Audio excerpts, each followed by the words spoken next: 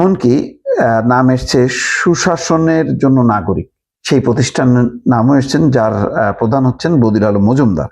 খবরটি এসছে Times of Bangladesh এই পত্রিকার। চলতি বছরের শুরুতে অন্তর্বর্তী সরকার ব্যাংকগুলোকে তাদের সামাজিক দায়বদ্ধতার অর্থাৎ সিআরএস ফান্ড, সেই ফান্ড থেকে 100 কোটি টাকা সংগ্রহ করে হাঁ ভোট প্রচারণায় দেওয়ার জন্য চাপ দেয়। এই অর্থ 3টি সংগঠনকে দেওয়ার কথা বলা হয়, যার মধ্যে একটি সংগঠন তখনও নিবন্ধিত ছিল না। এতে ব্যাংক কর্মকর্তাদের মধ্যে আইনি এবং নৈতিক প্রশ্ন ওঠে। ব্যাংকগুলোর আপত্তি থাকা সত্ত্বেও নানা চাপ এবং আলোচনার পর শেষ পর্যন্ত 4 কোটি টাকা সংগ্রহ হয়।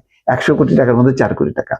এখন 1 কোটি টাকা বাংলাদেশ ব্যাংক দিয়েছে। অন্যান্য ব্যাংক যে বাকি 3 কোটি টাকা দিয়েছে, কোথায় সেই টাকা গেল, কারা পেল, এটি তথ্য কিন্তু যেহেতু এখন অন্তর্বর্তী সরকার নাই, তারপরও বিএনপি সরকার কিন্তু এটা প্রকাশ করছে না। কেন করেনি? কিন্তু ইতিমধ্যে তো খবর এসছে। তো এখানে বলা হচ্ছে যে নথি এবং কর্মকর্তাদের তথ্য অনুযায়ী এই অর্থ ব্যাংকিং নিয়মের সঙ্গে সামঞ্জস্য ছিল না। এই টাকাটা যে দিবে সিআরএস ফান্ড থেকে, এটা মানে আইনের সাথে সামঞ্জস্যপূর্ণ না। এ বিষয়ে একাধিক বৈঠকে ব্যাংকের শীর্ষ কর্মকর্তারা আপত্তি জানান যে সামাজিক দায়বদ্ধতার অর্থ ভোট প্রচারণায় ব্যবহার করা যায় না। সামাজিক দায়বদ্ধতা, সিআরএস ফান্ড হচ্ছে জনকল্যাণ, মানুষের সাহায্য সহযোগিতা, ঘর বাড়ি নির্মাণ বা মানে সাহায্য করা, মোট কথা। সেটা ভোটে না, ভোট হচ্ছে একটা রাজনৈতিক সিদ্ধান্ত। আর এই রাজনৈতিক সিদ্ধান্তের ব্যাপারে ভোটের সময় সরকার যেহেতু ভোট পরিচালনা করে, সে থাকে নিরপেক্ষ। এখানে যেহেতু হাঁ ভোট আছে, না ভোট আছে, সুতরাং সরকার কোনো একটা হার পক্ষেও থাকতে পারে না, না পক্ষেও থাকতে পারে না। জনগণ সিদ্ধান্ত নেবে সে হায়ের পক্ষে থাকবে নাকি নায়ের পক্ষে থাকবে। সরকার যদি নিজেই নেমে পড়ে হায়ের পক্ষে, তাহলে তো আর নিরপেক্ষতা থাকে না।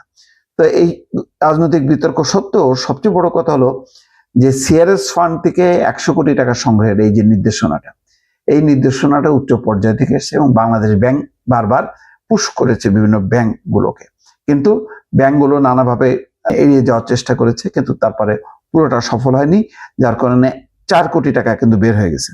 এখানে বলা হচ্ছে যে শেষ পর্যন্ত পুরো অর্থ সংগ্রহ সম্ভব না হলেও কিছু টাকা দেওয়া হয়, যা নিয়ে ব্যাংকিং খাতে অস্বস্তি তৈরি হয়েছে।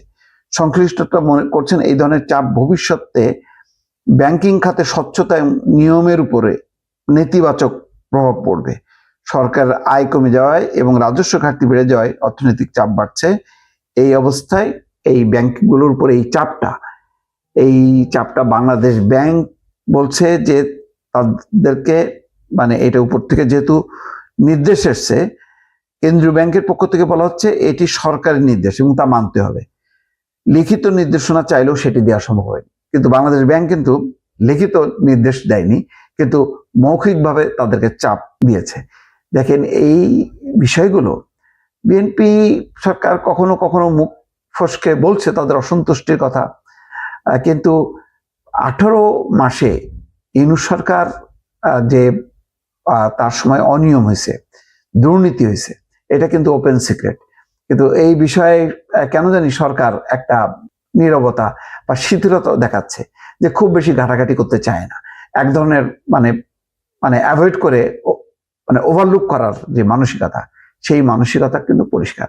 কিন্তু যেহেতু টাকা জনগণের, প্রতিটা পাই মানে একদম টু দা পয়েন্ট এগুলো প্রকাশ করার কিন্তু একটা নৈতিক বাধ্যবাধকতা আছে সরকারের।